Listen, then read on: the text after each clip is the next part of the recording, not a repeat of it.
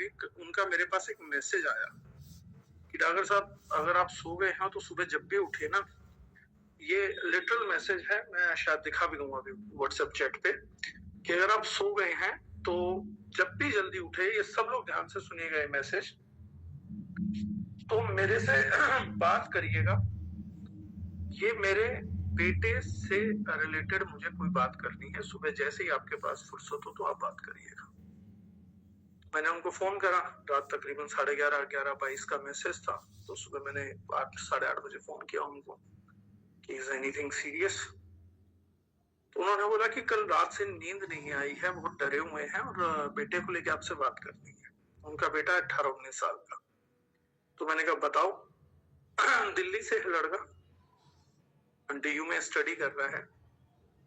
उन्होंने कहा जो मेरे बेटे का बेस्ट फ्रेंड था 19 साल का, वो कल रात सोते सोते नींद में हार्ट अटैक से गुजर गया। तो फिर उसके बाद से नींद नहीं आ रही, मतलब डर लग रहा है कि बेटा भी अकेला रूम में सोने जा रहा है ना, तो भी टेंशन हो रही है। तो बोले मुझे कुछ ऐसा बताओ, फुल प्रूफ बताओ कि ये डर अंदर से निकले। यार इतने छोटे बच्चों को हार्ट अटैक आने लग गया। मेरा बच्चा भी छोटा है, वो लड़का हमारे घर में आता जाता था हफ्ते में। बताओ वो सो रहा था, सोते सोते उठा ही नहीं है। बोले कल दोपहर में 3-4 बजे हमें पता लगा, फिर उसके दाह संस्कार पे गए। बोले उसके माँ बाप का हाल देखा। बोले एक सेकंड के लिए सिर्फ ये कल्पना करी कि इसकी जगह हमारा बच्चा होता। बोले उसके बाद से ना बड़ा बेचैनी सी हो रखी है। बोले बात करने के लिए कल मैं और वाइफ बात कर रहे थे, फिर रात को आपको मैसेज डाला। तो उन्होंने बोला बताओ सर, आपने ऐसे केसेस देखे सुने हैं डॉक्टर साहब की 18-19 साल के बच्चों के हार्ट अटैक आ रहा है? He was just 18-19 years. तो मैंने कहा सर इंडिया में जो रिकॉर्ड बना है ना, वो शायद आप लोगों ने भी ना सुना, न्यूज़पेपर में था। मैंने कहा इंडिया में जो रिकॉर्ड बना है सबसे अर्ली डेथ का हार्ट अटैक से, वो एक 2 साल के बच्चे का है, जो लेटेस्ट 1-1.25 महीने पहले हुआ है। 2 साल के बच्चे की हार्ट अटैक से मृत्यु हुई है। तो मैंने कहा सर 8 साल 10 साल 12 साल ये तो जनरल केसेस हो गए। तो मैंने कहा ये तो हो चुका। तो मैंने उनको बोला बोले कि आप सही बोल रहे हो? मैंने कहा आप गूगल पे चेक कर लो 2 साल के बच्चे की मृत्यु हार्ट अटैक से हुई है या नहीं हुई इंडिया। मैंने कहा न्यूज चेक कर लो, स्क्रॉल कर लो। उन्होंने कहा ठीक है। तो मैंने उन्हें बोला क्या आपको पता है WHO ने इंडिया को एक और डेटा देने के लिए बोला, एक नया टर्म फॉर्म हुआ है जिसका नाम है चाइल्ड कैंसर। तो बोले नहीं। मैंने कहा चाइल्ड कैंसर भी आप सर्च करिएगा, एक नया इसी साल इंट्रोड्यूस किया WHO ने कि इंडिया को चाइल्ड कैंसर का डेटा अलग से देना पड़ेगा। क्योंकि चंडीगढ़ PGI ने रिपोर्ट किया कि 250 बच्चे हर महीने 7 साल से उम्र के नीचे के 250 केसेस तो सिर्फ PGI चंडीगढ़ में आ रहे हैं कैंसर के। ये एग्जांपल मैंने बच्चों पे ही क्यों दिया? इस मुद्दे पे आते हैं। मुझे आज भी याद है, मैं एक जिम कोविड में ट्रेनिंग सेशन ले रहा था, कुछ महिलाओं का ग्रुप वहां पर आया हुआ था। तो उन महिलाओं ने मुझे, ये अर्ली बात है शायद 2019-20 की बात है, आज से 5 साल पुरानी। तो महिलाओं का एक अच्छा ग्रुप था, तो उन्होंने मेरे से बात करी। शायद वो मैम इस मीटिंग में भी हूँ, उनमें से कुछ तो बता सकती हैं। तो उन्होंने मुझसे पूछा कि ये मुद्दा डॉक्टर साहब लगता आप लोगों को समझ में आएगा? तो मैंने कहा मैडम 2025 होने दीजिए, उसके बाद जितना समय आगे बढ़ेगा ना, ये मुद्दा उतना जोर पकड़ता जाएगा, ये हर किसी को समझ आएगा और हर किसी को समझना पड़ेगा। और मैंने कहा बस दुखद बात ये होगी कि इस मुद्दे की अवेयरनेस ज्यादातर लोग अपने बच्चों के अर्थियों को कांदा देने के बाद लेंगे। ये मेरी एग्जैक्ट स्टेटमेंट थी। तो उन्होंने बोला कि ऐसा क्यों आप बोल रहे हैं? मैंने कहा देखिए मैं ऐसा इसलिए नहीं बोल रहा हूँ कि मेरी चाहत है या मेरे मुद्दे के प्रति अवेयरनेस करने के लिए मैं परमपिता परमात्मा से बोलूं कि यार किसी का बच्चा छीन ले। ये मेरी चाहत नहीं है, ये इस सब्जेक्ट पे मेरी पकड़ का असर है कि जो चीजें मैं फ्यूचरिस्टिक देख पा रहा हूँ। तो मैंने कहा कि हुआ क्या कि बहुत सारे शरीर आपने देखे होंगे बहुत लंबे समय तक ठीक रहते हैं और कुछ शरीर हैं जो छोटे समय में ही खराब हो जाते हैं। हार्ट अटैक जहां बढ़े हैं, रेशो बढ़ा है, तो बहुत से लोगों ने ये नहीं देखा कि पहले हार्ट अटैक होने की एवरेज एज क्या थी। एवरेज एज गिरती जा रही है और ये एवरेज एज 1970 तक नहीं गिरी थी इंडिया में। अगर मुझे कोई बोलेगा ना कि सर आजकल हार्ट अटैक बहुत हो रहे हैं, तो मैं बोलूंगा हार्ट अटैक पहले भी थे, ऐसा नहीं था कि हार्ट अटैक नहीं थे। हार्ट अटैक्स थे, इतने नहीं थे। ऐसा नहीं है कि पहले कैंसर था, नहीं था, था, ऐसे नहीं था। एक चीज और आप लोगों ने विचित्र नोट करी है, अब मैं जो बताऊंगा ना उसके बाद देखिएगा आप अलर्ट।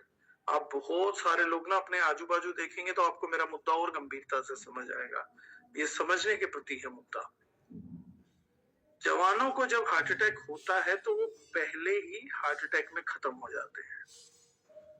और आप पुरानी मूवीज को देखेंगे तो उनमें एक डायलॉग बार बार आएगा, इनको हार्ट अटैक हो चुका है, इनको 2 हार्ट अटैक हो चुके हैं, इनको 3 हार्ट अटैक हो चुके हैं, इनसे आगे बात नहीं करनी है। पहले के लोगों का जो दिल था ना वो 1, 2, 3 अटैक झेल जाता था। आज की तारीख का दिल सिंगल अटैक नहीं झेल पा रहा। 19 साल के बच्चे का अटैक सोते सोते भी आया होगा तो माइनर अटैक आया होगा, मेजर अटैक भी नहीं रहा होगा, माइनर अटैक में ही that person has gone out of this world. दुखद बात है। लेकिन आज भी अगर बूढ़ों का हार्ट अटैक आएगा ना, कई लोग मुझे बोलेंगे हमारे गांव के बूढ़े हैं, तंबाकू पीते हैं या बीड़ी पी लेते हैं या दारू भी पी है, उनको हार्ट अटैक आया, वो बच गया। पुरानी जो बूढ़े होंगे वो 1 heart attack, 2 heart attack, 3 heart attack भी झेल चुके होंगे, शायद बाईपास सर्जरी भी करा चुके होंगे और फिर भी सही सलामत होंगे अभी तक भी। लेकिन वहीं के मुकाबले 2 साल के बच्चे का हार्ट गोन, 19 साल का बच्चा गोन, 8 साल का बच्चा खत्म, 40 साल का बच्चा खत्म, सिद्धार्थ शुक्ला खत्म सिंगल एक्सीडेंट में, सिंगल हार्ट अटैक में। ये किस चीज का संकेत है? ये संकेत है वीक होते हुए ऑर्गन्स का। पहले भी लोगों को कर्क रोग होता था, कैंसर था, लेकिन आयुर्वेद में कैंसर को पूरे तरीके से असाध्य रोग में नहीं डाला, उसको भी साधने के तरीके बताए गए। बीमारियों से आज हम पता क्यों नहीं ठीक हो पाते, क्योंकि हमारी बॉडी के पास जो है, हमारी बॉडी में रिकवरी करने की पावर नहीं है, ताकत नहीं है उतनी। पुराने लोगों की बॉडी में बहुत ताकत थी रिकवर करने के लिए। तो कर्क रोग से वो लड़ते थे तो पूरा शरीर तैयार होकर लड़ता था, शरीर अपनी लड़ाई लड़ता था, दवाई अपनी लड़ाई लड़ते थे। आज लोगों ने अपने शरीर को दवाइयों के भरोसे छोड़ रखा है कि दवाई लड़ पाई तो लड़ पाई, वरना आदमी नहीं लड़ पाएगा। आज एलोपैथ ने बहुत सारी बीमारियों को चमत्कार बना दिया। आज हमारे यहाँ भी लोग आते हैं, सर चमत्कार हुआ है, ये रिजल्ट आया, वो रिजल्ट आया है। चमत्कार आपको पता क्यों लग रहे हैं? क्योंकि हमारा अवेयरनेस ही बहुत पुअर है। एलोपैथिक दृष्टिकोण से देखेंगे तो वो जिस चीज का इलाज या जिस चीज की मैनेजमेंट अपनी दवाई से नहीं कर सकते हैं, वो एलोपैथ उस चीज को सीधा ही नॉन क्यूरेबल बता देती है। एलोपैथ एक ऐसी साइंस है जिसको मैं नेगेटिव नहीं बोलूंगा किसी भी हालत में, क्योंकि बहुत से लोगों को ये हो जाता है कि हमें जाना ही नहीं, उसके प्रति दुर्भावना आ गई है। दुर्भावना लेने की साइंस बिल्कुल नहीं एलोपैथ। हॉस्पिटल्स के प्रति दुर्भावना लेने की जरूरत नहीं है। आज की दुनिया में कोई बोलेगा जो कुछ हॉस्पिटल्स में हो रहा है वो गलत है, आजकल तो मेरे ख्याल से जो घरों में हो रहा है वो भी गलत है, जो मंदिरों में हो रहा है वो भी गलत है, जो मस्जिदों में हो रहा है वो भी गलत है, जो सरकारी अस्पतालों में हो रहा है वो भी गलत है, जो गवर्नमेंट में हो रहा है वो भी गलत है, जो प्राइवेट में हो रहा है वो भी गलत है। आज सही गलत की डेफिनेशन तो मिटी हुई है।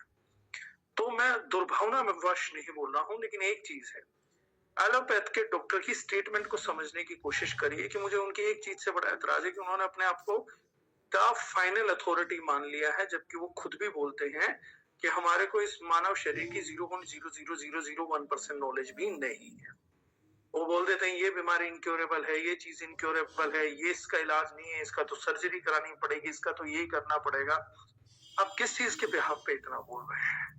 ना अपने को ने नेचर को रास्ता दिया, ना होम्योपैथ को, ना आयुर्वेद को। अब इंटीग्रेटेड साइंस की बात होने लगी। अभी तक डॉक्टर बोलते थे कि आयुर्वेद की तरफ जाना ही मत, आज से 10-12 साल पहले। आज इंटीग्रेटेड साइंस की बात कर रहे हैं कि फ्यूचर इंटीग्रेटेड साइंस के बिना नहीं है। एमबीबीएस कॉलेजों में आयुर्वेद पढ़ाना बहुत जरूरी है। इसका मतलब ये है कि बड़ी से बड़ी लोग इन्हें सरेंडर करना चालू कर दिया कि अब सच छुपा नहीं रहेगा। लेकिन ये सब क्या हुआ? अल्टीमेटली सिस्टम को समझते हैं। फूड केमिकल्स 1970 से पहले जाइए, किसी को कैंसर हो भी रहा है पता नहीं लगा। मैंने एक व्यक्ति को बोला, मैंने कहा आजकल गोल्ड ब्लैडर में स्टोन्स बहुत हो रहे हैं, तो बोले आजकल स्कैन्स बहुत हो रहे हैं। तो मैंने कहा स्कैन मतलब? बोले स्कैन होता है ना, तो इसलिए गोल्ड ब्लैडर स्टोन का पता लग रहा है। बोले पहले के लोगों को गोल्ड ब्लैडर स्टोन हो जाता था, जिंदगी भर रहता था, मर जाते थे, पता भी नहीं होता था कि गोल्ड ब्लैडर में स्टोन है। बोले पेन वेन नहीं होता था, स्टोन बनता था, डिजोल्व होता था, ये होता रहता था। सिमिलरली एक बड़े ही महान चिकित्सक से मेरी कैंसर पे बात हुई। मैंने कहा आजकल कैंसर बहुत फैला है, तो उन्होंने कहा आजकल कैंसर का डर फैला क्योंकि आजकल कैंसर से कोई बच नहीं पा रहा। तो मैंने कहा मैं अगर सही समझ रहा हूँ तो आप मुझे बताने की कोशिश कर रहे हैं कि पहले कैंसर कभी किसी जमाने में एक आम बीमारी रहा होगा, आयुर्वेद के लोग इसे ठीक कर देते थे? बोले हाँ ये था, बहुत बड़ी परसेंटेज में लोग ठीक हो जाते थे क्योंकि उनका शरीर भी ठीक होने के लिए साथ देता था। मैंने एक चीज बताई थी, आप पूरी साइंस पढ़ लीजिएगा, पूरी साइंस। मैं हमेशा बोलता हूँ मुझ पे भरोसा मत करिए, पढ़े लिखे लोगों पे, अपनी ही रिसर्चेस पे भरोसा करिए। ये सारी चीजें मैंने कहा था एक चीज से जाके रुकती है, इन्फ्लामेशन इन्फ्लामेशन इन्फ्लामेशन। मैं हर बार अपने ट्रेनिंग सेशन में बोल रहा हूँ, इस इन्फ्लामेशन को आप कहीं भी जाके पढ़ लीजिएगा, कहीं पर भी छोटे से छोटे केमिकल्स भी, बड़े से बड़े केमिकल भी इन्फ्लामेशन को बहुत तेजी से ट्रिगर करते हैं, बहुत तेजी से ट्रिगर करते हैं। मतलब हर छोटा केमिकल कहीं भी रहेगा, केमिकल की मौजूदगी अगर आपके शरीर में कहीं भी हो गई तो वहां का इन्फ्लामेशन कोज करना चालू कर देगा। अब इसी प्रयास को हम आगे लेके जाते हैं। इन्फ्लामेशन में ये चीज साफ लिखी हुई है कि व्यक्ति को इमीडिएटली शुगर बंद कर देनी चाहिए, यहाँ तक कि शहद भी बंद कर देना चाहिए, यहाँ तक कि गुड़ भी बंद कर देना चाहिए, वरना बहुत सीमित मात्रा में गुड़ और शहद होना चाहिए, बाकी सब बंद कर देना चाहिए मीठे में। ये आप जाके पढ़ लीजिएगा, इसकी एक नहीं आपको 1 करोड़ रिसर्चेस मिलेंगे। लेकिन इन्फ्लामेशन का पेशेंट अगर डॉक्टरी पैनल पे है तो कोई डॉक्टर उसको ये नहीं लिख के देता, आज तक मैंने किसी की प्रिस्क्रिप्शन नहीं देखी कि 100% शुगर बंद कर दो। सिर्फ डायबिटीज को छोड़ के वो प्रिस्क्रिप्शन कहीं नहीं करते। और डायबिटीज में क्या बोलते हो, ओकेजनली कर दो, शुगर फ्री खाना चालू कर दो, ये वो फलाना ढमकाना। बहुत से लोग, कहीं मैंने इस चीज को नहीं देखा करते। तो इन्फ्लामेटरी डिजीज का इतना भी नहीं होगा तो होगा क्या? 1970s के बाद, 1970s से पहले जो आज आप खा रही हैं, ये चीज एग्जिस्टेंस में भी नहीं थी, ये चीज एग्जिस्ट भी नहीं कर रही थी। खाना प्योर था तो प्योर खाने से उनकी बॉडी बनी, हवा प्योर थी उससे उनके शरीर का निर्माण हुआ है। हमारी जो कोशिकाएं हैं वो लगभग 15 दिन से लेके शरीर नष्ट होता रहता है, बनता रहता है। शरीर एक ऐसी मशीन नहीं जो बन गई, शरीर नष्ट होता है और शरीर बनता है। जैसे पेड़ के पत्ते गिरते हैं, उगते हैं, रोज पेड़ अपने कुछ पत्ते गिराता है, लेकिन आपको पेड़ कभी सूखा नहीं मिलता, कि पत्ते फिर उगाते हैं। तो इसी तरीके से हमारे सेल्स डिस्ट्रॉय होते हैं, स्किन के भी, लीवर सेल्स भी, ब्लड सेल्स भी, आपके बोन मैरो सेल्स भी, आपके बोन सेल्स भी, सब कुछ वो गिरते हैं, वो बनते हैं, वो गिरते हैं, वो बनते हैं। ये प्रक्रम चलता है। हर बार का जो सेल बनेगा वो पिछले रॉ मटेरियल, आपने क्या खाया, क्या पिया, कैसे सोए, कैसे जागे, किस तरीके से आपका जीवन शैली रही है, उन सभी चीजों के प्रभाव से आपका जब नया शरीर का निर्माण होगा तो उस पर यह असर आता है कि चीज अच्छी है कि चीज बुरी है। अब अगर आप लीवर के लिए कुछ खा पी रहे हैं तो 3 महीने लगेंगे नया लीवर को बनने में, हर सेल को रिन्यू होने में। इसलिए कोई भी प्रोसेस होती है तो उसमें हम बोलते हैं कि किसी भी प्रोडक्ट को अच्छा असर दिखाने के लिए 3 महीने तक का एक बेसिक सूटेबल टाइम चाहिए, 90 दिन का टाइम चाहिए। कोलेजन पेप्टाइड है तो हम बोलते हैं 8 हफ्ते में रिजल्ट देगा, या ओमनी सेल है तो हम बोलेंगे 8 हफ्ते का कम से कम रिजल्ट लगेगा, क्योंकि स्किन दोबारा बनने में लगभग 2 महीने का टाइम ले लेती है, राइट। इन सब चीजों से हमारा निर्माण होता है। ये हमारे बुजुर्गों का जब निर्माण हो रहा था तो इनको निर्माण करने के लिए जो रॉ मटेरियल्स थे, जो रॉ इंग्रेडिएंट थे, सबसे महत्वपूर्ण इंग्रेडिएंट है ऑक्सीजन गैस। तो वो उन्हें प्योरेस्ट मिलती थी, एनवायरमेंट से प्योरेस्ट मिलती थी। दूसरा था हाइड्रोजन। हाइड्रोजन पानी जो था वो साफ सुथरा मिलता था, टॉप क्वालिटी पानी मिलता था। हम लोग ना खाने पे बहुत केंद्रित है, खाने से पहले सांस है, सांस लेने से के बाद पानी है, पानी के बाद जाके आप लोगों का भोजन आएगा। तो वो भोजन करते थे वो प्योर फॉर्म का करते थे, उसके बाद वो लोग नहाते धोते थे तो वो प्योरेस्ट थे, प्लांट थे, लगभग मेडिसिन से तो नहाते थे हमारे यहाँ के लोग। वो जो ऑयल लगाते थे वो मेडिसिनल्स थे सारे के सारे। तो हमारे पास एक ऐसी संस्कृति रही जिसको गरीब कहा गया, लेकिन जिन्होंने ऑर्गेनिक खाया पूरी जिंदगी। हमारे यहाँ के गरीब लोग कंप्लीट ऑर्गेनिक खाते थे, कंप्लीट नेचुरल पानी पीते थे जो विराट कोहली पी रहा है, साफ सुथरी हवा लेते थे जो आज की तारीख में यूरोप के लोग ले रहे हैं, और जो भोजन था उसकी क्वालिटी टॉप रखते थे, नहाते तक मेडिसिनल चीजों से थे, अपने जानवरों तक ऑर्गेनिक खाना खिलाते थे। अब छोड़िए, आज लोग बोलते हैं ऑर्गेनिक महंगा सस्ता है। आज से 40-50 साल पहले के गरीब लोग अपने जानवरों को भी ऑर्गेनिक खाना खाने को देते थे। अब लोग बोलेंगे सर उस टाइम केमिकल नहीं थे, ऑप्शन नहीं था।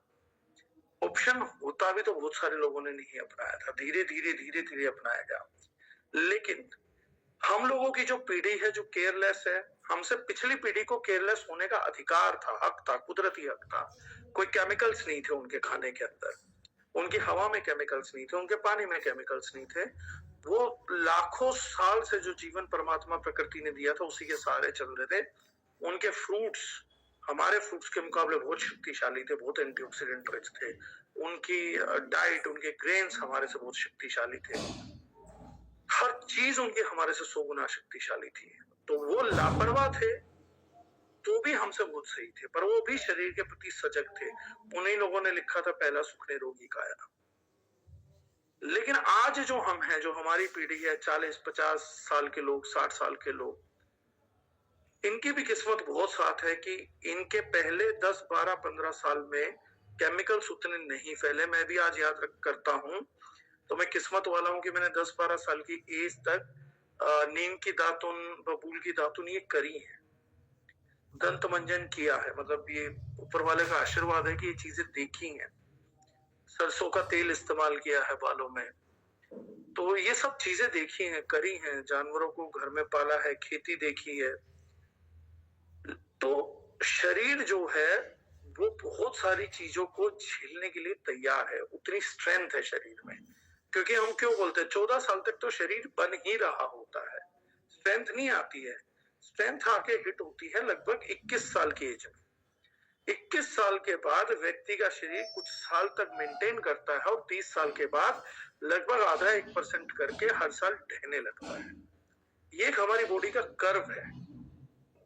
अब जिस व्यक्ति का 20-21 साल तक एक्सपोजर सही चीजों के साथ रहा होगा वो थोड़ा तगड़ा बनेगा, उसका शरीर बहुत कुछ झेल पाने का आदी बनेगा, क्योंकि शरीर के सेल्स में, कोशिकाओं में, ऊतकों में बहुत ताकत है। लेकिन वहीं पर जो बच्चा आज पैदा हो रहा है, जिसकी हवा में केमिकल्स है, उसने पहली सांस जब ली तो वो केमिकलाइज्ड ली, उसने जो पहला पानी पिया वो केमिकलाइज्ड पिया, उसने जो पहली गिराई खाई वो केमिकलाइज्ड खाई, उसने जो पहला दूध पिया वो केमिकल पिया। और उसके बाद 2-4 साल की एज में इतना कुछ काफी नहीं था तो हमने उन लोगों को प्रोसेस्ड फूड देना चालू कर दिया, कोल्ड ड्रिंक, मैगी। अब लोग बोलेंगे मैगी बहुत बुरी चीज है। एक आदमी जो पूरा महीना ठीक खाता है, अगर वो मैगी खा भी लेगा तो उसका शरीर में इतनी ताकत है कि इन चीजों से उतना साइड इफेक्ट नहीं होगा। लेकिन जिस 14 साल के बच्चे का शरीर ही नहीं बना, उसको आप ये चीज दे रहे हो, उसके तो शरीर की आप मजबूती ही छीन लो। भूपेन जी ने ट्रेनिंग ली थी, उन्होंने बताया था ना कि लास्ट मकान है जो बना रहा है। आपके बच्चे का बिल्डिंग मटेरियल 14 साल की एज तक लग रहा हो, बिल्डिंग खड़ी हो रही है नहीं, वो इतना है, इतना नहीं रहेगा, वो इतना भी होगा, उससे बड़ा भी होगा, 2 फुट भी होगा, 4 फुट भी होगा।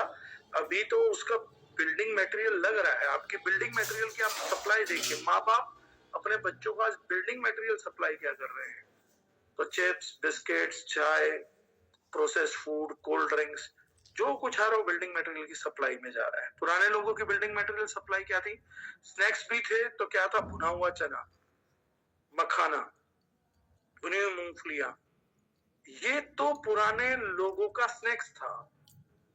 मूंगफली गुड़, ये तिल, जो आज की तारीख में सुपर फूड बोले जा रहे हैं, ये तो हमारे बुजुर्गों के स्नैक्स थे। तो आपका बिल्डिंग मटेरियल किस क्वालिटी का यूज हुआ है और आपकी बिल्डिंग कितने तूफान झेल सकती है, और आपके बच्चों का बिल्डिंग मटेरियल क्या है और वो कितने तूफान झेल सकता है। और ईश्वर ना करे, अभी तो आपने सीमेंट की जगह मिट्टी यूज करी है, और अगर आप मिट्टी यूज कर रहे हैं, उसी दौरान किसी दिन बरसात का सीजन आ गया और ये बिल्डिंग ढह गई, तो इसमें कोई चमत्कार नहीं। So the only thing is that कि जब बच्चे हवा केमिकलाइज्ड ले रहे हैं, पानी को हम फिल्टर करके पिला रहे हैं, तो प्रोसेस्ड फूड हम ना दें, आइसक्रीम हम ना दें, ये चीजें ना दें। ये उल्टा हमारी 10 गुना जिम्मेदारी थी कि इस बच्चे की डाइट मेरी डाइट से भी 10 गुना अच्छी रहनी चाहिए। And that is how chemicals are killing our families, how they are affecting it. They are making organs weak. लोगों को डायरेक्ट रिलेशन चाहिए। डायरेक्ट रिलेशन चाहिए तो एक बुक है, Put Your Heart Into Your Mouth by Natasha Campbell. आप पढ़ लीजिए, वो बोलती है सारे हार्ट अटैक की वजह सिर्फ और सिर्फ गवर्नमेंट ढूंढने में हर रिसर्च में एक ही आई दैट केमिकल्स आर रिस्पॉन्सिबल। और उसने जिससे को सबसे ज्यादा केमिकल को बोला वो था SLS SLES। उसने बोला कि इससे एंडोथेलियल जो हमारे सेल्स है उनका डैमेज हो रहा है, लाइनिंग्स का डैमेज हो रहा है, और ये सबसे ज्यादा नुकसानदायक है हमारे शरीर के। आज हमारे केमिकल्स, पेस्टिसाइड्स के बारे में हम सब जानते हैं। मैं छोटा सा अवेयरनेस आप लोगों को इस मुद्दे के प्रति सजग करने की कोशिश कर रहा हूँ, नॉलेज से कि ज्यादा उससे समझो। क्योंकि केमिकल्स की जो बुक है वो तो इस मीटिंग के बाद जो भी लोग आपके टच में है नहीं है, तो जिन लोगों के पास नहीं हो डायरेक्टली मेरे से ले सकते हैं, वरना अपने सीनियर से मांग सकते हैं। हिडन डेंजर्स और hidden chemicals at your home करके हमने पूरा बुकलेट बनाया हुआ है, जिससे आप अपने लेबल्स को और बाकी चीजों को पढ़ के आगे कर सकते हैं। लेकिन एक चीज सोचिए कि हम पेस्टिसाइड जो कि प्योर एक पॉइजन है उसको जाके खेत में डाल देते हैं, और वो एक डॉक्टर जेन गॉर्डन की बात मुझे बड़ी अच्छी लगती है। लोगों ने कहा कि हमें नहीं पता था कि पेस्टिसाइड्स के इतने साइड इफेक्ट आ जाएंगे, ये पेस्टिसाइड की मैन्युफैक्चरिंग कंपनीज ने बोला। तो डॉक्टर जेन गॉर्डन ने बोला कि ये कैसे मुमकिन है कि आप जहर छिड़कने को बोलो खेत में और उसके बाद ये बोलो कि हमें ये नहीं था कि जहर के भी साइड इफेक्ट होंगे। और हमारी भी कॉन्शियस क्या उस पर लिखा रहता है। मैं कई बार बोलता हूं, जितने भी कॉस्मेटिक्स आपके पिछले बनाए गए हैं उनके लोगों को पीपी किट पहनाई जाती है, सिर्फ मास्क नहीं पहनाया जाता है, मास्क नहीं डाला जाता कि भैया कोई बाल ना चला जाए प्रोडक्ट में। उन्हें पीपी किट पहनाई जाती है क्योंकि उस केमिकल्स के साथ अगर वो रोज डील करेंगे तो उनकी बॉडी पे सीरियस साइड इफेक्ट आ जाएंगे। लेकिन उन प्रोडक्ट्स को हम अपने घरों में यूज करते हैं। हमारे को आज तक अपनी पर्सनल केयर का लेवल पढ़ना नहीं आया है। आज तक हम लोगों को ये नहीं पता कि बंद घर के अंदर पोछा मारना एक केमिकल्स के साथ 10 गुना ज्यादा डेंजरस होता है, वो सारा का सारा हमारे को इनहेल करना पड़ता है। अगर हम ये सजग नहीं होंगे तो हमारी अगली पीढ़ी हमसे 10 गुना ज्यादा खतरे में है। ये मुद्दा मैंने इसलिए यहां से स्टार्ट किया। जब D9 हमने बनाया था तो हमने वेलनेस के 3 प्रोडक्ट बनाए थे। मैं थोड़ा सा आइडिया आप लोगों को और भी दूंगा। जब D9 को हमने क्रिएट किया तो 3 प्रोडक्ट से स्टार्ट हुई है कंपनी। आज तक भी वो 3 प्रोडक्ट किसी दूसरे से नहीं बन पाए। हमारे प्राइम सेलिंग प्रोडक्ट्स हैं GIT, टूथ कॉन्सेंट्रेट और हमारा बॉडी बार। वो आज तक भी नहीं कॉपी हो पाए। हमने तो कॉपी किए नहीं थे, बट हमारी मंशा साफ थी। पहला प्रोडक्ट हमने GIT क्यों लेकर आए? क्योंकि गैस एसिडिटी से 76% लोग परेशान हैं। ये दोनों ही बीमारियां इतनी बार कोरिलेशन साइंस दे चुकी है, आयुर्वेद दे चुका कि गैस हार्ट अटैक के पीछे और एसिडिटी कैंसर के पीछे बहुत मजबूत कारण है। तो हमने कहा कि हमारे को लोगों तक एक बेसिक प्रोडक्ट पहुंचाना पड़ेगा। सबसे ज्यादा तो हमें लोगों की गैस एसिडिटी वाले लोगों पे काम करना चाहिए ताकि हम बड़ी बीमारियों को मैनिफेस्ट होने से बॉडी के अंदर रोक दें। ये हमारी पहली मंशा थी। दूसरा था टूथ कंसेंट्रेट। टूथ कंसेंट्रेट क्यों बनाया? क्योंकि ओरल केयर आपकी बॉडी का पहला सबसे बड़ा सोर्स है। जिस दिन आपके खाने में स्लाइवा ढंग से नहीं मिलता तो आपका डाइजेशन ढंग से नहीं होता, शुगर ढंग से कंट्रोल नहीं होती है, आपके मुंह का बैक्टीरिया जिस दिन चेंज हो जाएगा नेगेटिवली, उस दिन आपका खाना पॉइजन बन के जाएगा। दांत का इकोसिस्टम, पूरे मुंह का इकोसिस्टम, दांत और आजू बाजू आप समझेंगे तो बहुत ही सीरियस किस्म से बनाया गया। एक चमत्कारिक चीज आपके मुंह में दी गई जिसको हम बोलते हैं लार या स्लाइवा। वो पता नहीं कितने सारे एंजाइम्स को रखती है, कितने सारे एंजाइम्स को एक्टिवाइज करती है, कितने मिनरल्स को किस तरीके से एक्टिवाइज करके चलाती है। बहुत चमत्कारिक पदार्थ है। इसलिए आयुर्वेद में आया भी। जानवरों को आपने देखा होगा कि अपने जख्म पे अपनी लार लगाते रहते हैं। लोगों ने कहा कि ये लार एक नेचुरल बायोकेमिकल प्रोडक्ट होता है और इसको कंटेमिनेट करने के लिए सुबह सुबह आपको प्रोडक्ट दिया गया टूथपेस्ट। सबसे पहले व्यक्ति का लार कंटेमिनेशन करो। जिन लोगों को नहीं यकीन, आज जाके गूगल देखिएगा कि आपके समाज में एल्युमिनियम के बर्तनों का और फ्लोराइड टूथपेस्ट का उदय एक साथ हुआ है। ये चेक करिएगा आप, और फिर आप जाके चेक करिएगा वर्ल्ड वॉर 2 का रिलेशन। हिटलर ने एक एक्सपेरिमेंट किया था, साइंटिफिक एक्सपेरिमेंट, कि जितने भी प्रिजनर्स हैं उनकी इच्छा शक्ति कमजोर करने के लिए उनके एल्युमिनियम के बर्तनों में खाना पकाया जाएगा, दिया जाएगा, और उनके पानी में फ्लोराइड डाला जाएगा। क्योंकि एल्युमिनियम और फ्लोराइड मिलकर एक पदार्थ बनाते हैं जिससे हमारा पीनल ग्लैंड प्रभावित होता है और हमारी जो लड़ने की क्षमता है, जो आत्म स्वाभिमान की क्षमता है, वो धीरे धीरे गिरने लगती है और हम ओबेंग और गुलामी के एटीट्यूड में ज्यादा आने लगते हैं। ये अडोल्फ हिटलर का सोचा समझा वर्ल्ड वॉर 2 के प्रिजनर्स के ऊपर एक्सपेरिमेंट था। आज भी कोई भी इसे गूगल पे चेक कर सकता है, ओपनली चेक कर सकता है। यहाँ तक कि पेस्टिसाइड्स का निर्माण भी वर्ल्ड वॉर 2 में एज एन वॉरफेयर स्टार्ट करवाया गया था कि इनको हम स्टार्ट करते हैं कि वर्ल्ड वॉर 2 के दौरान हम दुश्मनों के खाने और चीजों को पॉइजन करने के लिए इनका इस्तेमाल करेंगे। ये उनका रोड मैप था। हिटलर की बहुत बड़ी तैयारी थी जर्मनी को जितवाने के लिए, उसकी लड़ाइयों में ये एक कार्यक्रम था। बाद में इन्हीं प्रोडक्ट्स का और जैसे जैसे पेट्रोकेमिकल्स का राइज हुआ तो इंडिया में भी ये सब होने लगा। हमने कहा कि हम वेलनेस कंपनी कैसे बनेंगे। मैं अब एक बहुत क्रूशियल पॉइंट बता रहा हूँ आपको। ये मुझे कई लोग बोलते हैं, तो मैं बोलता हूँ कि हम कोर में एक वेलनेस कंपनी है यार। तो बोलते वेलनेस कंपनी कैसे हो? आप तो पर्सनल केयर कंपनी भी हो, आप तो कॉस्मेटिक के प्रोडक्ट्स भी बेच रहे हो, पर्सनल केयर के प्रोडक्ट्स, आप टूथपेस्ट भी कर रहे हो, आप होम क्लीनिंग प्रोडक्ट्स भी करते हो, तो आप एक क्लीनिंग कंपनी भी हो। तो मैंने कहा नहीं, मैं अभी भी दोबारा अपनी बात पे हूँ, हम एक वेलनेस कंपनी है। तो हम वेलनेस कंपनी कैसे है? वेलनेस कंपनी का पहला मुख्य काम क्या है कि वो आज की तारीख में प्योर फूड सप्लीमेंट्स दे, उनकी नॉलेज दे, गैप्स फिल करे, साइंटिफिक स्टडी करे, लोगों को क्या जरूरत है उनको दे। जैसे एंटी एजिंग के लिए चाहिए तो हमने कोलेजन पेप्टाइड दिया, स्टेम सेल्स दिए, जो मोस्ट एडवांस साइंस है एंटी एजिंग की, उससे ज्यादा कोई बड़ी साइंस नहीं है।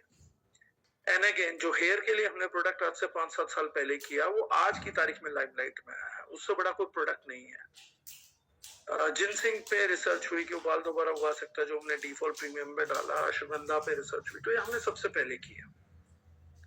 आज की तारीख में बहुत सारे लोग बोलते हैं हमने हर्ब्स और न्यूट्रास्यूटिकल को मिला दिया, और बहुत हर्ब्स और न्यूट्रास्यूटिकल्स को जो मिलाने का काम किया था वो भी इंडस्ट्री में पहली बार हमने किया। और अगर कोई जानना चाहेगा तो मैं प्राउडली इस चीज को बोलता हूँ कि टारगेटेड न्यूट्रास्यूटिकल्स को भी इंडिया में किसी ने इंट्रोड्यूस किया था, तो वो भी पहला शख्स मैं ही था। मैं बोलता नहीं हूँ ये बातें, लेकिन मैं बता रहा हूँ, कोई भी जाके चेक कर ले। जब दुनिया टारगेटेड न्यूट्रास्यूटिकल नहीं जानती थी, सिंगल हर्ब यूज कर रही थी, मल्टी हर्ब, तो टारगेटेड न्यूट्रास्यूटिकल्स को फर्स्ट टाइम इंट्रोड्यूस करने वाला व्यक्ति। और इसके मेरे पास एविडेंस है, ऐसा नहीं है कि नहीं है, एविडेंशियल प्रूफ्स हैं सब चीजों के। चाहे वो सबलिंगुअल स्प्रेज रहे हों, तो मैंने 2012-13 में लॉन्च किए।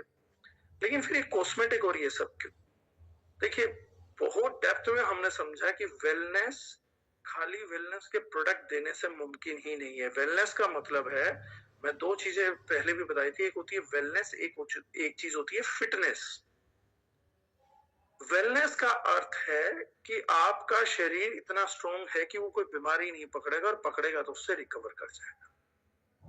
फिटनेस का असर है कि आप फिजिकल गतिविधियां कर सकते हैं। जैसे कोई व्यक्ति मान लीजिए बहुत स्वस्थ होगा, लेकिन अगर मैं उसे बोलूं कि पेड़ पे लटक जाइए, तो पेड़ पे नहीं लटका रह पाएगा बहुत देर, ये मुमकिन नहीं होगा उसके लिए।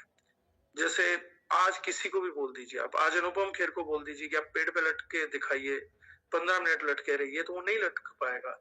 लेकिन वो 67-68 का हो गया, अमिताभ बच्चन को ले लीजिए, वो 84 के हो गए, या धर्मेंद्र को ले लीजिए, वो 90s में हो गए। अब मैं बोलूंगा कि आप पेट पे लटके रहिए 15 मिनट, तो नहीं लटक सकते। लेकिन वो वेलनेस तो थी, तभी तो 90 साल जी गए। लेकिन अगर मैं सिद्धार्थ शुक्ला को बोलता, जो कि 40 साल की एज में गुजर गया हार्ट अटैक से, पहले हार्ट अटैक से, कि आप लटक के दिखाइए, तो शायद सिद्धार्थ शुक्ला आधा घंटा 1 घंटा भी लटका रह सकता था। बाजुओं में दम था, फिट बहुत था, वेलनेस नहीं थी। तो हमारा टारगेट ये था कि वेलनेस कैसे आएगी अगर फेफड़े कमजोर होते रहे, शरीर कंटेमिनेट होता रहा। तो सबसे बड़ी चीज ये थी कि प्रेग्नेंट वुमेन सबसे बड़ा सोर्स है बच्चों की कमजोर जनसंख्या पैदा करने के लिए। और पहले तो 2005 में एक रिपोर्ट आई थी, फिर 2017 में आई, हर साल रिपोर्ट आ रही है। आप इस साल की भी रिपोर्ट चेक कर सकते हैं, EWG की, एनवायरमेंटल वर्किंग ग्रुप का रिपोर्ट आप चेक कर सकते हैं। पहली बार ये वर्ल्ड तब सो के जागा था जब 2005 में रिपोर्ट दी गई कि 260 से ज्यादा प्रकार का केमिकल गर्भनाल के अंदर यानी कि एम्ब्लिकल कोड के अंदर मिला है, जिससे बच्चे के शरीर का निर्माण हो रहा है।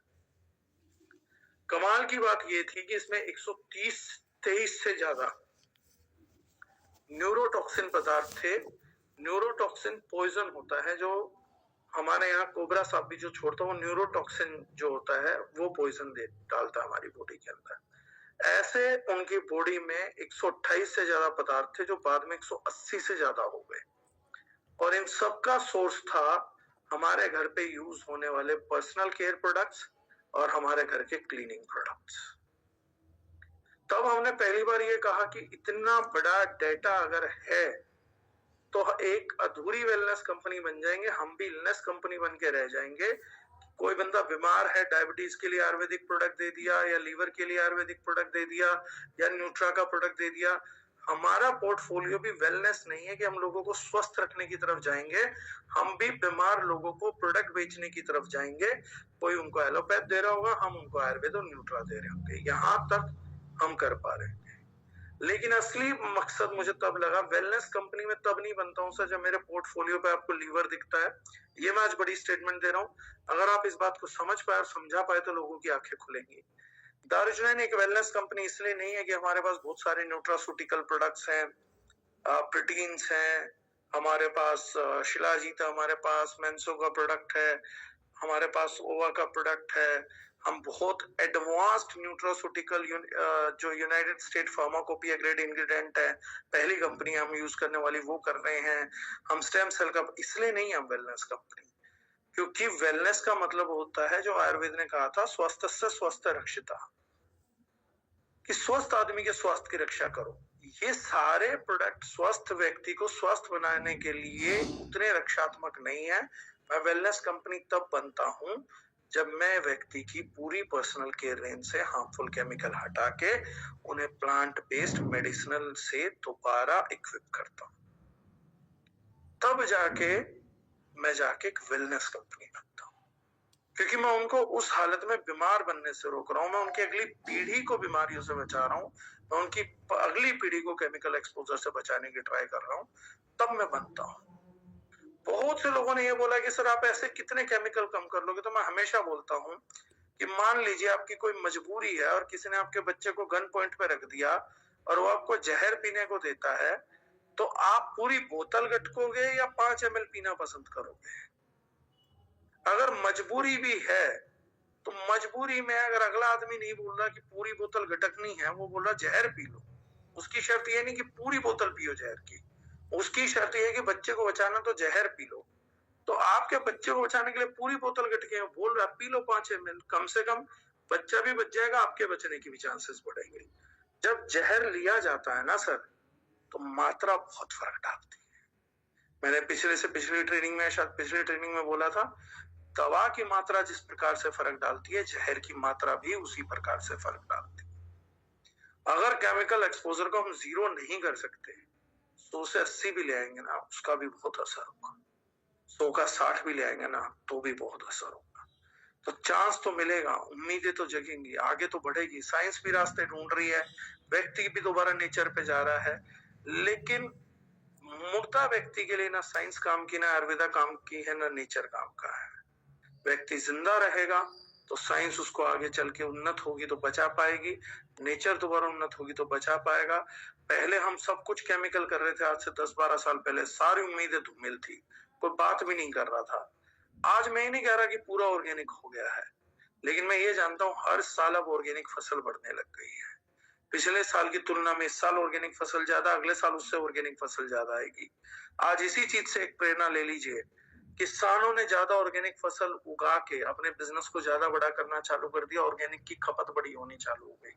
जिस प्रकार से इस समाज का जो हम बोलते हैं कि सबसे कम एजुकेटेड, सबसे कम एक्सपोज्ड आदमी है, अगर वो भी ऑर्गेनिक की तरफ बढ़ गया है, तो इसी प्रकार से कल का जो बिजनेस है, उपभोक्ता उत्पादों का जो बिजनेस है, वो बिजनेस भी ठीक जैसे हर साल ऑर्गेनिक फसल बढ़ती जा रही है, ऑर्गेनिक कंज्यूमर बढ़ते जा रहे हैं, ऑर्गेनिक टर्नओवर बढ़ता जा रहा है, ठीक उसी प्रकार से इन उत्पादों का टर्नओवर, इनकी चीजें भी आगे जाके बढ़नी ही है। आपका काम है राइट टाइम पे एजुकेशन को लेके जाना। आज आप हैं जो समाज को एजुकेट कर सकते हैं। हमने बहुत सारी क्लिपिंग्स दी और सबसे बड़ी अचीवमेंट, मैं बार बार बोलता हूँ, एक अचीवमेंट है जो दूसरे किसी के खाते में जा ही नहीं सकती। 2018 मिशन केमिकल फ्री दारूजनाई और 2023 का 31 जुलाई का दैनिक जागरण, दैनिक भास्कर रांची का और फ्रंट पेज की न्यूज कि 1200 गांवों ने झारखंड के ने नो केमिकल गो केमिकल का नारा दिया और आज वहां 2 साल से एक भी बीमारी नहीं है। और यही न्यूज दारूजनाई की सबसे बड़ी टेस्टिमनी है। उस न्यूज को कोई भी देखता, जहां केमिकल नहीं है वहां बीमारी नहीं है। यही हमारा मूल उद्देश्य था, जिसको लेके हमने पूरे इंडिया को एजुकेट किया और बिना चेक दिखाए भी इतनी बड़ी कंपनी खड़ी करी, आज fastest growing and stable company खड़ी करी। वो न्यूज़पेपर कटिंग आप में से हर व्यक्ति के पास होनी चाहिए। आपके पास वो नारा होना चाहिए कि 2018 से आप दिखाए कि आपकी कंपनी ने किस तरीके से सारी आइडिया को एडवोकेट किया था और कैसे ये आज आइडिया अर्बन कंपनीज में है। दूसरी कंपनी हमारे कॉपी करने की बात जरूर करेंगी, कॉपी हमारा क्या कर सकती है, वो इतना ही तो कर पा रहे हैं। हम भी केमिकल फ्री, बस इतना ही तो बोल पा रही है ना, उन्हें केमिकल की नॉलेज है ना, केमिकल फ्री होता क्या उसकी नॉलेज है। वो तो जनता को पहले ठगते थे, आज उन्हें लग रहा है कि ये नाम है, जानना तो है नहीं, काम तो उस पर करना नहीं, बट किसी का ये चल गया तो इसको करके ठग लो।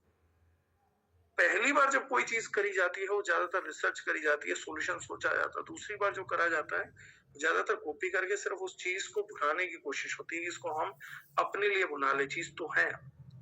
लेकिन केमिकल फ्री होना आज हमारे लिए कई उद्देश्यों से जरूरी है। पहली बात, केमिकल फ्री होना वेलनेस के कारण सबसे ज्यादा जरूरी है। वेलनेस को कोई एक चीज सबसे ज्यादा इंपैक्ट कर रही है विद प्रूफ, तो वो केमिकल्स ही कर रहे हैं। फिटनेस की मैं बात नहीं कर रहा। फिटनेस को जो चीज प्रभावित कर रही है वो है एथलेटिज्म, खेल कूद, किसानी, शरीर से मेहनत, जिम, ये फिटनेस में नंबर 1 है। लेकिन वेलनेस में कोई चीज आपकी सेहत को पॉजिटिव नेगेटिवली बहुत इंपैक्ट करती है, वो है केमिकल्स, जो एकदम से हार्मफुल केमिकल बहुत ज्यादा हार्मफुल इंपैक्ट छोड़ने की काबिलियत रखते हैं और छोड़ रहे हैं। दूसरी चीज आपको जो यहाँ पे समझने की है, जिस व्यक्ति की जितनी एज है केमिकल से खतरा उतना कम है, और जिस व्यक्ति की एज जितनी कम है केमिकल एक्सपोजर से खतरा उतना ज्यादा है। अगर कोई 70 साल का आदमी आज केमिकल यूज कर रहा है उसको नुकसान होने के चांसेस कम है, लेकिन अगर एक बच्चा यूज कर रहा है उसको नुकसान बहुत ज्यादा। इसका मैंने शुरुआत में बताया। तो मेजर चीज हमारे को बच्चे बचाने से करना है कि उनका तो केमिकल एक्सपोजर हम किसी भी तरीके से जीरो करें। नए बिल्डिंग मटेरियल्स मजबूत नहीं है, उनको बेचारों को पहली अच्छा हवा नहीं मिल रही। ये हमारी जन जागरण है, यही हमें दूसरों को जगाना है, यही हमारे को स्वयं को भी जगाना है। बहुत आसान था वेलनेस के प्रोडक्ट्स देना, बहुत लोग काम कर रहे हैं, छोटे छोटे प्रोडक्ट।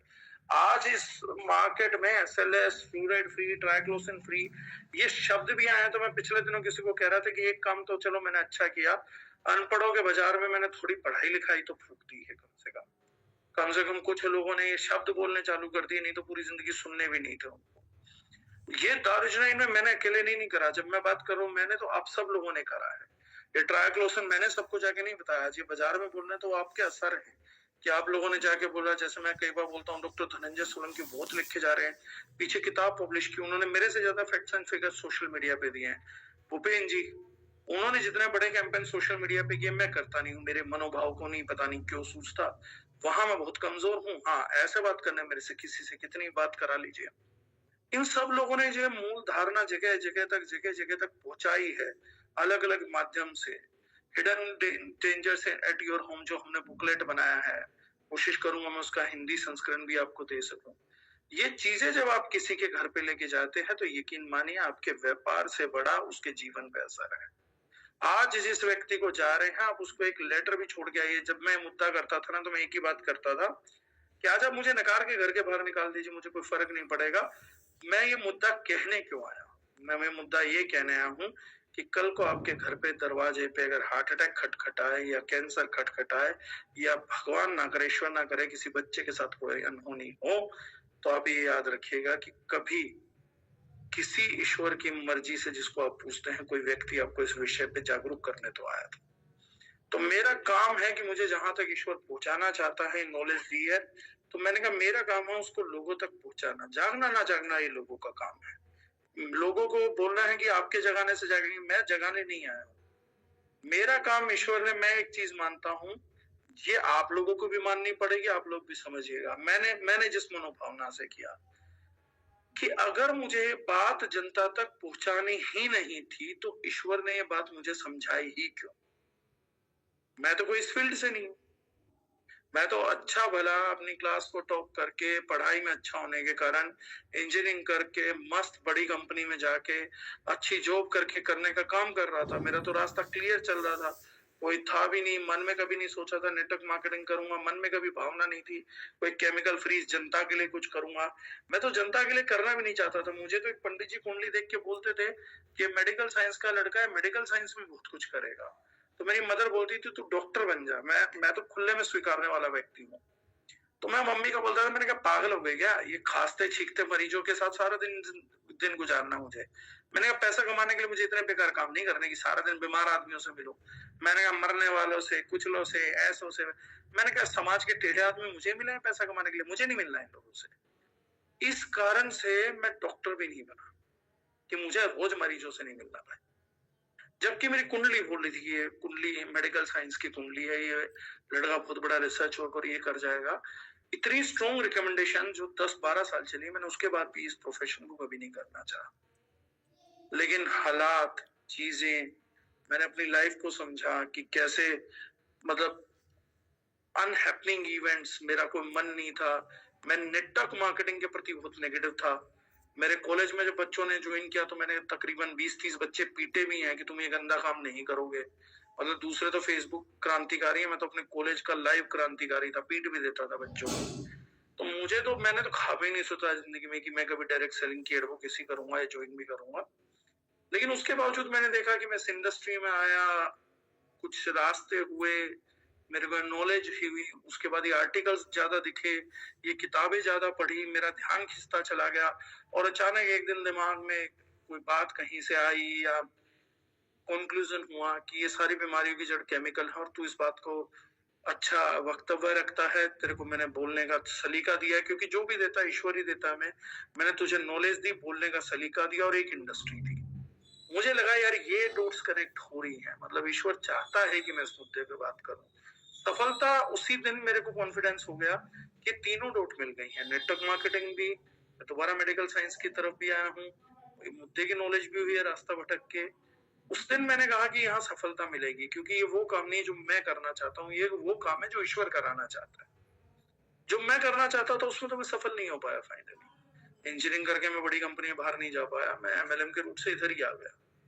लेकिन उस दिन मैंने कहा कि ईश्वर चाहता तो ये काम करो, और पहली बार मैं ईश्वर को इतना मान के सुन के चल रहा था, और उसी हिसाब से मेरे को बहुत बड़ी सफलता भी मिली। और मैं पहली बार बोलता हूँ ये बात, आज पहली बार बोल रहा हूँ शायद, मैंने MLM में पैसा बहुत ज्यादा देखा है। मैंने पीछे स्टेटमेंट भी दिखाई थी अपनी 2008 की, एक दिन के 4-4, 5-5 लाख रुपए आ रहे थे। वो स्टेटमेंट है, मतलब 2-4 स्टेटमेंट रद्दी मिल गई तो मैंने वो भी दिखाई थी। लेकिन जो सुकून मैंने इन सालों में महसूस किया सफलता के साथ, वो मैंने इससे पहले कभी नहीं देखा। जो 7-8 साल में एक चीज आई है कि वाकई में एक फीलिंग आती है यार मेरे द्वारा कुछ लोगों को कुछ तो हुआ है, और जो एक कॉन्फिडेंस है कि ये चीज ना मरते दब तक बहुत बड़ी हो जाएगी और मरने के बाद भी बढ़ती रहेगी। और ये जब भी हुआ तो ये काम समाज का कुछ भला करेगा, बहुत बड़ा भला करेगा। ये सुकून उससे पहले नहीं था, और सुकून ईश्वर की देन है। अगर आज आप लोग भी, मैंने पहले भी बहुत से लोगों को बोला था और उन्होंने बाद में कुछ ऐसी चीजें देखी भी जीवन में, अगर ये नॉलेज ऊपर वाला ने आप तक पहुंचाई है, इस बिजनेस के थ्रू पहुंचाई है, तो ये भी गारंटेड है कि वो आपसे चाहता तो यही है कि आप भी इस चीज को फैलाएं, क्योंकि ईश्वर स्वयं नहीं आता, वो सिर्फ विचार भेजता और उन विचारों को प्रोपोगेट करने वाले व्यक्तियों को तैयार करता है। तो मिशन केमिकल फ्री आज हमारी अगली पीढ़ी के लिए और आपके रिलेटिव्स, फ्रेंड्स, पड़ोसी, सब लोगों की, समाज की अगली पीढ़ी के लिए बहुत जरूरी है। हम लोगों के लिए तो है, लेकिन उनके लिए हमारे से भी ज्यादा जरूरी है। जो बच्चे एम्बिलिकल कोड में 128-28 केमिकल देख के आएंगे, वो जीवन में बहुत कुछ ज्यादा फिजिकली नहीं कर पाएंगे। उन बच्चों पे रहम खाने का नाम है मिशन केमिकल फ्री, उन बच्चों को बचाने का नाम है मिशन केमिकल फ्री, उस नेटवर्क को, उस कम्युनिटी को क्रिएट करने का नाम है तारिजुनाइन, जो कम्युनिटी ये करने की कोशिश कर रही है कि आगे बच्चे ना हो। और मैंने कहा कि वो वर्ल्ड की पहली वेलनेस इंडस्ट्री की कंपनी जो पर्सनल केयर प्रोडक्ट से वेलनेस क्रिएट कर रही है और जो इलनेस से फाइट कर रही है अपने न्यूट्रास्यूटिकल, हार्बो न्यूट्रास्यूटिकल बोल लो, प्योर न्यूट्रास्यूटिकल बोल लो, आयुर्वेद, नाम से मेरा कोई महत्व नहीं है, नियत से मेरा महत्व है। नाम मार्केटर्स के शब्द हैं जो वो प्रयोग करेंगे। मेरे को तो कहने में कोई यकीन नहीं है कि हमारी सारी नॉलेज जो जाती है वो आयुर्वेद के आगे जाके खत्म हो जाती है। उससे बड़ी संपन्न मेडिकल साइंस इस जगत ने ना देखी है, ना ये जगत देखेगा, ना भूतो ना भविष्यति। मैं तो खुला बोलता हूँ, आयुर्वेद से बड़ा साइंस ना इस वर्ल्ड ने कभी देखा था, ना कभी देखा है, ना कभी देखेगा। उसकी सटीकता नहीं है आज लोगों में। आज लोग प्रमाणिक बात नहीं कर रहे। लोग आज आयुर्वेद के नाम पे भी फेसबुक, सोशल मीडिया पे कितने झूठ बोलते हैं, मैं तो खुद ही जानता हूँ। तो इसलिए केमिकल फ्री होना जरूरी है, करना जरूरी है, बताना जरूरी है। आज मैंने मुद्दा थोड़ा सा साइडलाइन भी जाके लिया है, क्योंकि केमिकल फ्री होना केवल जरूरी नहीं है, केमिकल फ्री लोगों को करना भी जरूरी है। अगर आज आपको ये बात पता है कि आपके जिन 200 लोग, आप 200-500 लोगों की लिस्ट बनाइए, आप हमेशा मिलन में करते हैं ना, इस बार लिस्ट बनाइए। और ना, मैं कह रहा हूं, दुनिया बोलती है उनको जाके प्लान दीजिए, मैं बोल रहा हूं किसी को प्लान मत दीजिए, केमिकल फ्री भी मत बताइए।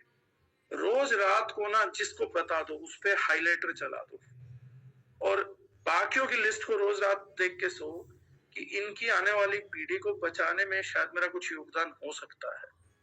रोज रात को ये सोच के सो, जिस दिन उनमें से 2-4 के साथ भी कुछ गलत हो गया ना, उस दिन आपको पहली बार पता लगेगा ईश्वर ने आप तक एजुकेशन क्यों पहुंचाई थी, और शायद आप सही समय पे सही व्यक्ति से बात कर लेते, शायद उनके घर में कुछ संभावनाएं निकल सकती थी। मैं बड़ी बात नहीं बोलता, ईश्वर मेहर रखे, सिर्फ उसी का चमत्कार है, इसमें मैं कोई क्रेडिट, लेकिन एक इत्तेफाक भी है दारुशनाइन में कि 2018 से आज 2025 हो गया। जो लोग रेगुलर जुड़े, जिन्होंने रेगुलर प्रोडक्ट यूज करे, ईश्वर की कोई अनुकंपा है, मैं बाकी चीजों को नहीं बोलूंगा, बोलना भी गलत है। एक इत्तेफाक मेरे दिमाग में आता तो मैं बोल देता हूँ हर बार, लेकिन आज तक मैंने उनमें से किसी को बड़ी बीमारी से कुछ होते हुए नहीं देखा। मैंने बड़े गौरवान्वित होकर ये चीज कही थी कि मुझे नहीं मालूम, लेकिन शायद नेटवर्क मार्केटिंग में हमारे अलावा कोई दूसरी कंपनी टेस्टिमनी नहीं दे सकती कि उन्होंने पूरे कोविड में एक व्यक्ति भी नहीं खोया। बहुत सारी कंपनीज हैं जो अपने प्रोडक्ट्स का दम भरेंगी, लेकिन उनसे पूछो आपके कोविड में यहाँ डेथ कितनी थी, तो डेटा निकल के आएगा। लेकिन ईश्वरीय दया है कि हमने एक सिंगल व्यक्ति भी नहीं खोया। एक सिंगल भी उन दिनों हम लोगों ने हैंड सैनिटाइजर नहीं बेचा था, एक भी मास्क नहीं बेचा था दारुशनाइन ने, लेकिन एक भी व्यक्ति भी नहीं खोया था। ईश्वरीय अनुकंपा है।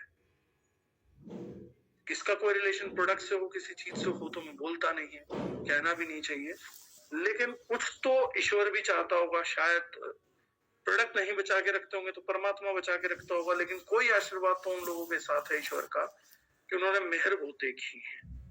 तो ऐसा है, बहुत सारे लोगों को मैंने यहाँ पे हमारे ही फैमिली में, दर्जन फैमिली, कैंसर वैंसर ठीक होते हुए देखे। मैं नहीं बोलता वो प्रोडक्ट ने की है या मेरी उतनी क्षमता है कि मैं वैसे उत्पाद बना पाऊं, शायद ईश्वरीय अनुकंपाएं हैं कि उनके साथ ये हुआ है। तो बस यही एक मैसेज है कि ये केमिकल फ्री होना तो जरूरी है, लेकिन मैं कहूंगा करना भी जरूरी है। अगर ये मुद्दा ईश्वर हमसे चाहता नहीं था तो हम तक आता नहीं। ये मैं ये नहीं कहूंगा, कोई दरख्वास्त भी नहीं करूंगा, कोई कॉल टू एक्शन भी नहीं दूंगा। आप अपने आप से सोचिएगा, ठीक लगेगा तो करिएगा, नहीं ठीक लगेगा तो भी ठीक है, लेकिन ये बात सोचिएगा जरूर कि अगर ईश्वर चाहता नहीं है कि ये मुद्दा आपके थ्रू फैले तो आप यहाँ आए क्यों? जिस दिन दानिश आपको इंट्रोड्यूस होने वाली थी उस दिन तो हजारों काम आपको और भी रहेंगे, वो आप कर सकते थे। आप ये मीटिंग सुनने क्यों आ गए? आज आपके घर की लाइट क्यों नहीं भागी? इंटरनेट को कुछ क्यों नहीं हो गया? हम में से किसी की तबीयत खराब हो सकती थी, वो क्यों नहीं होगी? दुनिया बीमार है, कोई इमरजेंसी क्यों नहीं आ गई? क्यों अपने इस मुद्दे पे ईश्वर ने आपको बार बार इतना एजुकेट करवाया? ये सब सोचने की बात है, इन बातों को सोचिएगा जरूर। बाकी मैं उम्मीद करता हूँ कि जो भी करेगा ईश्वर बढ़िया करेगा सभी के साथ, बस यही मेरा है। बाकी मैं चाहूंगा जो भी सीनियर्स हैं वो जो बुकलेट है hidden dangers at someone's house वो जरूर शेयर करें। वो एक बहुत ही अग्रणी डॉक्यूमेंट है लोगों को अपनी केमिकल की रेंज चेक करने में। और जो भी लोग केमिकल फ्री से जुड़े हुए हैं प्लीज वो अपनी नई जनरेशन का ध्यान जरूर रखें, उनके प्रति लापरवाह ना बने, क्योंकि ये मिशन उसी दिन सफल होगा जिस दिन हम उन लोगों को बचा पाएंगे। जाते हुए लोगों को नहीं रोक सकते, लेकिन इन लोगों को बचाना हम लोगों की जिम्मेदारी जरूर है। सो थैंक यू वेरी मच। मैंने पहले ही कहा था मेरा आज का सेशन मैं जानता हूँ कोई बहुत स्ट्रीमलाइन नहीं रहा होगा, क्योंकि मेरे को हमेशा लगता है कि इस विषय पे मैं उतना नहीं बोल पाया जितना बोलना था टाइम लिमिट के कारण। नहीं तो शायद मैं 2 दिन भी इस विषय पे बात कर सकता हूँ। टेक्निकल बात भी करना चाहता हूँ, इस पे जागरूकता की बातें भी करना चाहता हूँ, डॉक्यूमेंटेड बातें भी करना चाहता हूँ। मन ये भी होता है कि पेस्टिसाइड कैसे इंसानों को मारता वो भी आपके साथ शेयर करूं। ये भी मन होता है कि एसएलएस कैसे कैसे नुकसान कर रहा है, वो सब टेक्निकल वो सब भी चीजें भी साझा करना चाहता हूँ। इसलिए बहुत बार समझ भी नहीं आता कि कौन सा पॉइंट छोड़ू कौन सा बताऊं। न्यूज लाखों हैं, किताबें के रेफरेंसेस लाखों हैं, तो ऐसी बहुत सारी चीजें हैं तो जो मैं नहीं कह पाया हूँ। अगर किसी को डिसअपॉइंटमेंट हुआ हो तो उसके लिए माफी है। और बाकी बस मैं यही कहूंगा कि केमिकल फ्री होना जरूरी है। आज के बाद एक और नारा जरूर दीजिए, क्योंकि नारा तो बाकी भी लगाने लगे कि होना भी जरूरी है, लोगों को करना भी जरूरी है केमिकल फ्री। खाली होने से अब ये मिशन उतनी ऊंचाइयों पे नहीं जाएगा। होना प्रोडक्ट होते ही हो जाता है, लेकिन आप लोगों ने एजुकेशन ली है तो आप लोगों के लिए ईश्वर यही बोलना चाहेगा कि करना जरूरी है आप लोगों को। बाकी मैं अल्प ज्ञानी हूँ, सीमित ज्ञान है, जितना ठीक लगेगा उतना ले लीजिएगा, जो स्क्रैप लगे उसे छोड़ दीजिएगा, बस ये रिक्वेस्ट करूंगा। So thank you very much. Hand over to Lokesh ji. 3 साल पहले किसी एक इंसान ने, मतलब सो कॉल्ड बड़े लीडर हैं वो नेटवर्किंग के, मेरी बहस भी हुई थी और शायद मैंने आपके साथ में स्क्रीन शेयर शॉट भी शेयर किए थे कि केमिकल वेमिकल कुछ नहीं होता है, ये सब कुछ केमिकल फ्री लिख देने से प्रोडक्ट केमिकल फ्री नहीं हो जाता। अब आप समझ भी गए होंगे, है ना सर? मैंने स्क्रीन शॉट भी शेयर किए थे, आज भी मेरे पास फेसबुक के स्क्रीन शॉट पड़े हैं उस लीडर के। अभी मैंने रिसेंटली उसका एक प्रमोशन देखा, एक प्रोडक्ट का, उस पे वो लिख रहे हैं कि हमारे प्रोडक्ट में पैराबीन नहीं है, हमारे प्रोडक्ट में ट्राइक्लोसोन नहीं है, हमारे प्रोडक्ट में कोई भी हार्मफुल केमिकल नहीं है। मगर चलो कम से कम हमसे नाराजगी वाले लोग आज ये बात कर रहे हैं कि हम भी केमिकल फ्री। तो ये तो बोला था सर कि एक बार मैं ये तो फ्यूचर में, आज मैं संजीव भैया से बोल रहा था, पता नहीं क्या ऊपर वाले का आशीर्वाद है कि मेरी बात नहीं करती। तो ये तो जिस दिन बोल दिया था केमिकल फ्री तो होना ही पड़ेगा, तो फ्यूचर में दासर वो तो होना ही पड़ेगा। जिस दिन मैंने आज जिम कॉर्बेट वाली बात बोली थी उस दिन में मैं बहुत डरा था कि मैं ये बात क्यों बोल रहा हूँ। मुझे लगा कि इस बात को बोले बिना मेरे अलावा कुछ चारा नहीं है। ये रात है कि मोहित शर्मा जी ने बोला कि जिम कॉर्बेट में, तब आपने बताया था कि मोहित 2025 से लेकर 2030 तक ये 2.5 करोड़ मौत तक भी जा सकता है। जी सर, नहीं ये बात आज भी वाकया ध्यान है। जब हम कभी बैठे थे जिम कॉर्बेट में और बात सुबह सुबह चल रही थी, अर्ली मॉर्निंग, आपने एक लाइन बोली थी कि आने वाले टाइम में बच्चे पैदा करना मुश्किल तो है, मगर लोग बच्चे पैदा करते हुए भी डरेंगे, ऐसा सिचुएशन आ सकता है। हाँ, उनमें से एक मैं हूँ सर, मैं खुला बोलता हूँ, उनमें से एक मैं हूँ। मैंने एक सो कॉल्ड पेस्टिसाइड वाली कंपनी को भी बोला था। उन्होंने कहा था कि फसलों की पैदावार बढ़ानी थी, इसलिए केमिकल्स डालना जरूरी था। ये आप लोगों की ऑर्गेनिक चिल्लाने से समाज का भला होने वाला नहीं है। तो मैंने कहा सर फसलों की पैदावार बढ़ा दी, इसलिए नस्लों की पैदावार घटा दी। तो मैंने कहा आगे तो आपको भी ऑर्गेनिक होना ही पड़ेगा, आपकी फसलों से जब नस्लें ही नहीं बचेंगी। मैंने कहा हर कोने पे आईवीएफ क्लिनिक खुलवा दिया। तो मैंने कहा पहले भारत सरकार चिल्ला रही थी हम दो हमारे दो, मैंने कहा आज भारत सरकार कहेगी बस की है तो एक भी करके दिखाओ। मैंने कहा आज आईवीएफ के बिना तो बच्चे नहीं पैदा होने दे रहे आप लोग, कैसी फसलें बढ़ाई है कि नस्लें खत्म हो गई हैं। तो मैंने कहा बाकी आप अपने फेवर में तर्क देते रहिए, मैं अपने फेवर में देता रहूंगा, लेकिन आईवीएफ जो है क्लिनिक जितने खुलेंगे वो एक ही चीज की गवाही देंगे कि पेस्टिसाइड वाली कंपनियों का थैंक यू कि तुम्हारे कारण हमारे को भी बिजनेस मिल रहा है, हमारी दुकान चल गई। सर आज की तारीख में नई कंपनियां, नया वो देखो फिल्में, गुड न्यूज बैड न्यूज, बड़ी बढ़िया फिल्में आ रही हैं आईवीएफ पे, ज्ञान बढ़ा रही हैं लोगों का। एक पुरानी फिल्में मैं देखता हूँ, पुरानी फिल्मों का मैं जब भी 60s 70s की 80s की इन दिनों देखता रहता हूँ समझने के लिए। 60s 70s 80 में अगर कोई बदनीयत से भी कुछ करके चला जाता था तो प्रेगनेंसी हो जाती थी। हिंदी फिल्मों में किसी को डाउट ही नहीं था कि इसके साथ रेप भी हुआ तो प्रेग्नेंट नहीं हुई। आज की तारीख में तो वो करीना कपूर मैडम पूरा वो बता रही है साइकिल ऐसे होगा तो प्रेग्नेंट होगा, वैसे होगा तो प्रेग्नेंट होगा। पुरानी फिल्मों में तो चांस ही ये था कि अगर कुछ कभी गलती से भी हुआ है प्रेगनेंसी तो हो गई। फर्टिलिटी वाज दैट हाई कि मुझे लगता है पुरानी फिल्मों में ये भी दिखा सकते थे कि लोगों ने एक दूसरे को देखा प्रेग्नेंट हो गए, इतनी हाई फर्टिलिटी थी। आज की तारीख में देखिए अगर दो काल की मूवीज कंपेयर करेंगे ना सर, ये मुद्दा तो तब भी समझ में आ जाता है कि कितना बदल चुका आज की तारीख। मतलब किसी मूवी में आप ये नहीं देखेंगे फर्टिलिटी का इशू था, या तो फर्टिलिटी के इशू हर जगह आईवीएफ ही आईवीएफ खुल गए हैं, हर कोने पे खड़े हैं IVF clinics. Sir next week में हम अगर वो ठीक है डिस्कस कर लेंगे, बट ये चीजें हम सर नेक्स्ट वीक में भी कंटिन्यू कर सकते हैं जो आप बोल रहे थे मुद्दा एक बार और आगे से कुछ प्रोडक्ट्स पे क्या वो आगे हो सकता है क्या सर? नेक्स्ट वीक में सर शायद हम नहीं करेंगे, उससे नेक्स्ट वीक में जाएगा कि नेक्स्ट वीक में इंडिया में नहीं हूँ मैं, कल से लेके नेक्स्ट वेडनेसडे तक इंडिया में नहीं हूँ। ओके अच्छा हाँ सॉरी सर, मैं ट्रेवल कर रहा हूँ सर। हाँ वो सॉरी मेरे दिमाग में से निकल गया था जी। तो लेकिन हम जब भी करेंगे इसकी सीरीज भी कर लें तो बढ़िया है। इस मुद्दे मुझसे कितना ही बुलवा लो, मतलब ये एक ऐसी चीज है जो मैं भी चाहता हूँ दुनिया हो। किताबें भी इतनी कि मैं रेफरेंसेस दूंगा तो बहुत हो जाएगा, लेकिन वो बुक प्लीज जिसके पास भी है डाउन टू डाउन सबके पास पूछनी चाहिए। वो दैनिक भास्कर वाली न्यूज और हिडन केमिकल्स वाला डॉक्यूमेंट, वो हर घर में होना बहुत ही ज्यादा जरूरी है। उसका आप लोग सब प्लीज ध्यान रखिएगा। वो डॉक्यूमेंट आपके हर फ्रेंड रिलेटिव तक, अगर आप मीटिंग भी नहीं कर रहे तो मेरी एक रिक्वेस्ट है एटलीस्ट वो डॉक्यूमेंट जितने लोगों को जानते हैं फॉरवर्ड कर दीजिए। उसमें तो कोई बुरी बात नहीं है किसी तक एक डॉक्यूमेंट पहुंचाना, क्या पता उसे पढ़ के कोई जाग जाए कि अरे यार ये तो मेरे इनमें ही पड़ा हुआ है, क्योंकि उसमें सब कुछ साइंटिफिक है। किस किस देश ने कौन सा केमिकल बैन किया हुआ है, किसमें मिलता है, लेबल पे क्या लिखा हुआ है, कौन कौन से हेल्थ इफेक्ट आते हैं, सब कुछ लिखा हुआ उसमें।